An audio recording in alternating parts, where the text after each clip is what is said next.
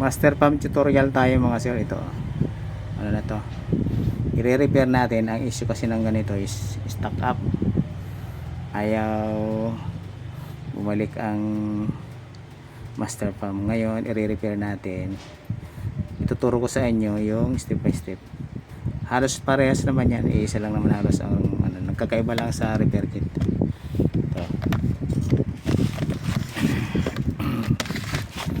kasi natin dito. Okay, pagkalas. Ganito ang kailangan natin, kasi lahat yan nagkakaroon ng issue. Yan, tagaliman natin to cover. Ito kasi katagalan, pag nag-humid nagkakaroon ng pag-stack up, hindi pumapasok yung fluid galing ng reservoir to master pump. Ito yan, katulad niya, nag-stack up na siya. Ito. Kailangan natin ng circlip remover. Ito yung circlip nya. Sorry, naulog.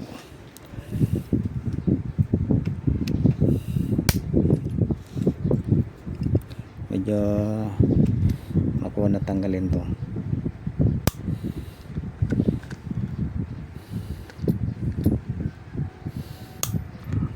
Medyo mahirap-hirap kalasin, may mga issue kasi mana yung SL clip.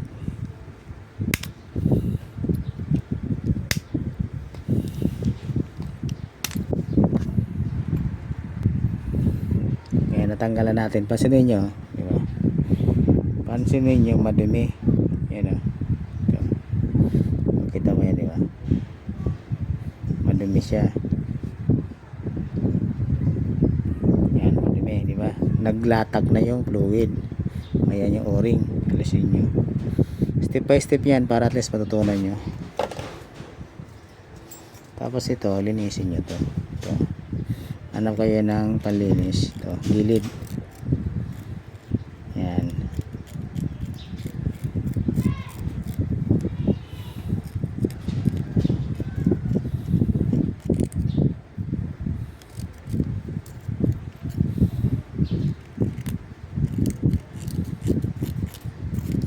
Yan, linisin nyo.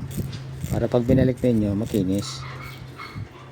Ayan yung ano na circlip, yung ano lang gawin circlip. Ang issue nito, siyempre katagalan nag-humid.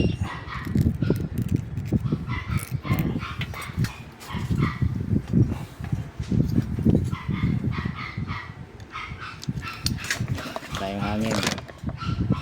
Yan, linisin nyo ito. Yan. Yan, nalinis na natin. Ayan, malinis na.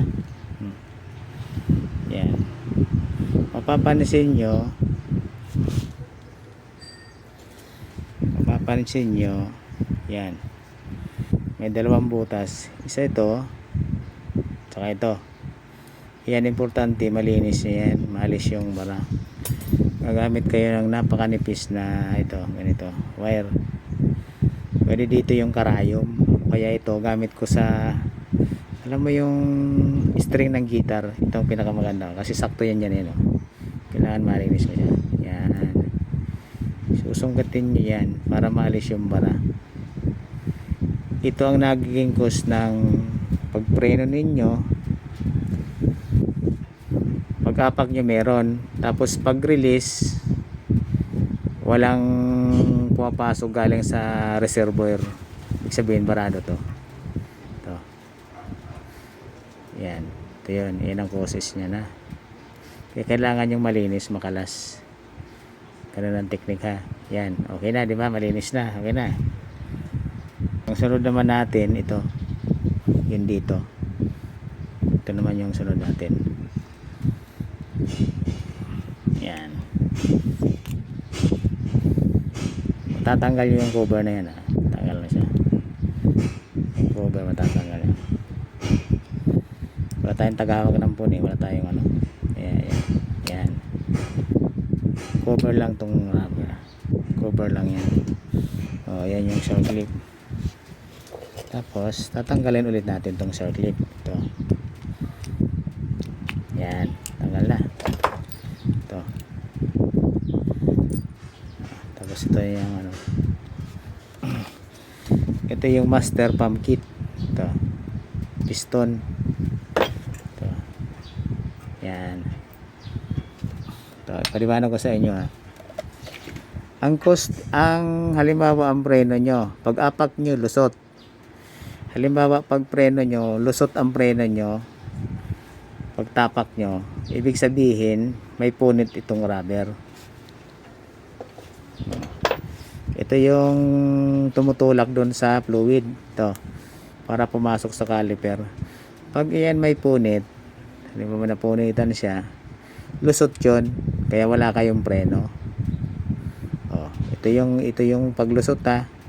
Halimbawa pag-apak nyo walang preno, tandaan nyo ha.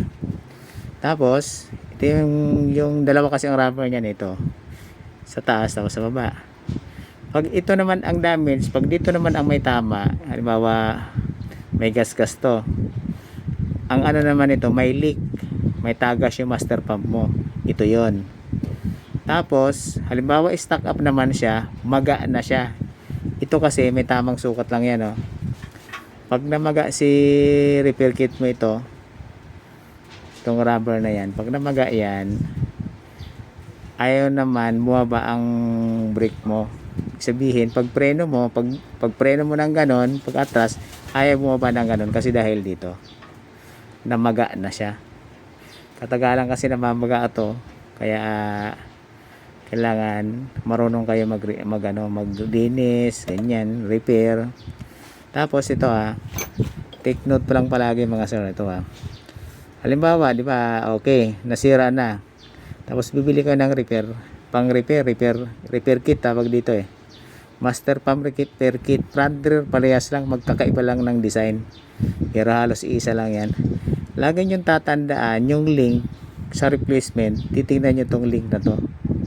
Ito, yung dalawang rubber na yan.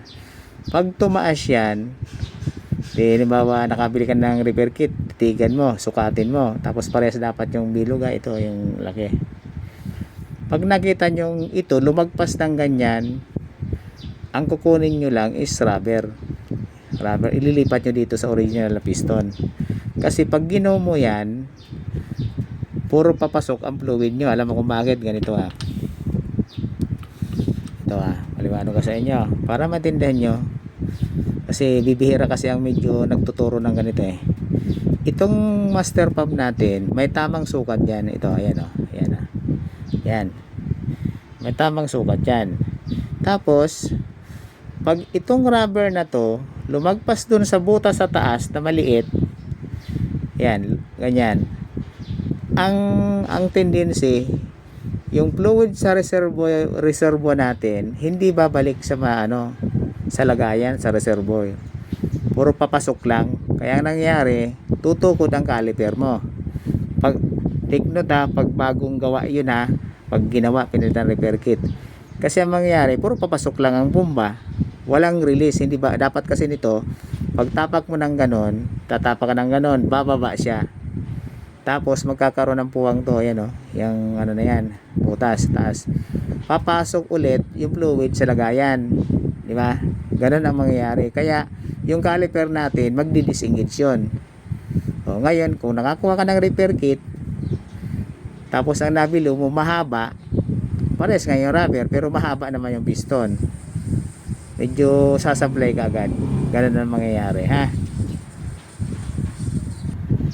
Kaya pag bibili kayo, halimbawa magpapalit ka ng, okay, na stock up na siya, kailangan mo ng replacement, pwede naman replacement, walang problema doon.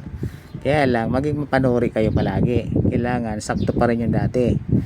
Ngayon kung parehas yung nakabili kayo, okay, kasi may mga replacement talaga na iba-ibang klase, magkakaiba. Halimbawa mahaba ang nabili nyo, ang kunin nyo lang yung rubber, ito lang yung dalawang rubber na yan ilipat nyo sa original piston, yun accurate yun, sakto yun. Kaya mga sir, tandaan nyo palagi pag nagre-repair ka ng master pump, lahat yun, master pump, lahat ng master pump ganon, may tamang sukat siya. Lalo na sa sa click, lahat ng click na Honda. Pag hindi ka marunong tumingin ng replacement na at hindi mo sinukat, papaltos ka agad. Hindi ka makapag-perform ng mag-bleed ng maayos kasi walang pumapasok ng fluid galing sa lagayan papasok dito sa master. Pati sa front na encounter ko na yun eh, kaya halos lahat naman na-reviews ko na lahat ng master pump, kaya hindi na ako bago sa master pump. Bibihira kasi nagtuturo nito, kaya pinapaliwanag ko sa inyo mabuti para in case na ngayon kung gusto nyo malaman ng iba pang detalye, mag-message kayo sa akin, ituturo ko sa inyo, iano ko sa inyo, tapos pakita nyo lang sa akin yung parts. Ganun mga sir ha, pag nagre-repair ka na tapos, di ba, okay na, malinis na, paklasin mo siya, huwag kayo matakot mag-class. Kailangan ito malinis, yan o, gamit kayo ng liha na ang 1,000, 1,200 ang yung grit, pinong-pino yon, para lang malinis yung na yan, ito, yan. Kailangan luminis yan, kuminis ulit. Pag hindi nyo kasi napakinis yon, lagi magkakagasgas ulit to. Ito, magagasgasan ulit yan. O di saglit lang ulit yung master pump nyo. Matagal to. Ang naging karamihan lang sira nito, ito, yung namamaga, pinapasok ng tubig dito sa ilalim, tapos yung nag-humid, gasgas na yun, gano'n. Ito pagpasok yan ha, gano'n lang ang simpleng tutorial yan. Ito pasok nyo, spring, huwag kalimutan, spring, pasok, yan o, nalinis ko na yan. Yan, ito kasi pansinin nyo, ito walang stack up do, pansinin mo, itulak ko napaka-smooth to, lumalabas ko sa yan, walang gasgas yan. Tapos ito yung kit nya, ito na, ito tamang pagkabit, ipasok mo yung ganon, itutok mo lang, tutok mo, yan. Tapos gamit ka ng circlip, lagyan mo ng pwersa, medyo makuna to circlip, tapos tulak, yan.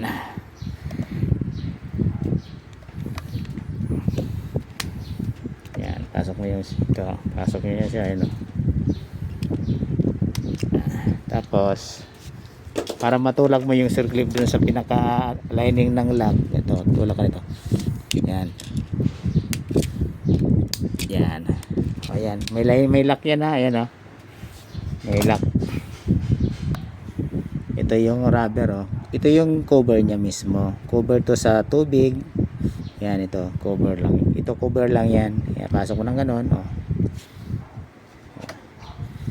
pasok,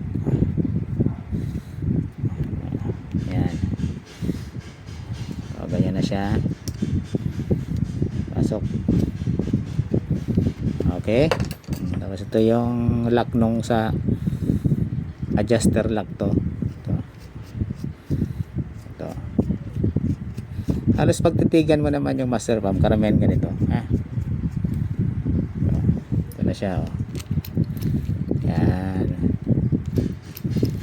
Tapos ilalak mo na to, ito naman yung yan naman siya paglagay niyan, ito pasok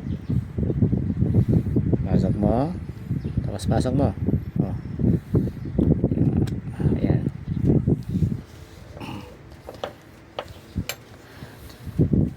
pasok,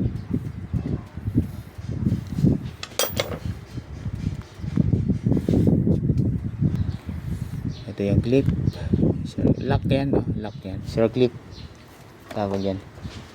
Kailangan meron kayo palaging ganito para sa circlip.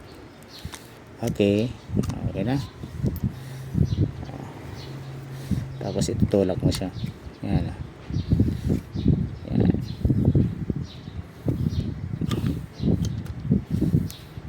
Kailangan nakalak ha, yan, kailangan nakalak. Tapos balik mo na yung rubber, yun, yan. Ayan, di ba? Okay na. Nalakay na natin. Tapos testingin nyo, pag testing nyo, saraduhan yung dulo, yan makita mo may pressure. Ayan, sumasagit-sit, di ba? Ayan, accurate na yan, ganyan siya. Ayan, sure ball na yan, 101%. Tested ko na yan. Kaya sa mga gustong matuto nito, ganun lang, sundan nyo lang yung pag-repair nito. Lahat ng master pump, lahat ng motor, pare-parehas lang yon. Sukatin ang link, sukatin ang repair kit, tingnan kung madumi, linis, ganun, bago magpalit ha. Ganun palagi mga sir ha. O, salamat sa panonood. Ano lang kayo, mag-message lang kayo kung anong gusto nyong itopic natin na pag-repair sa braking system, kasi tayo memorize na natin halos lahat yan ha. Salamat, ingat palagi.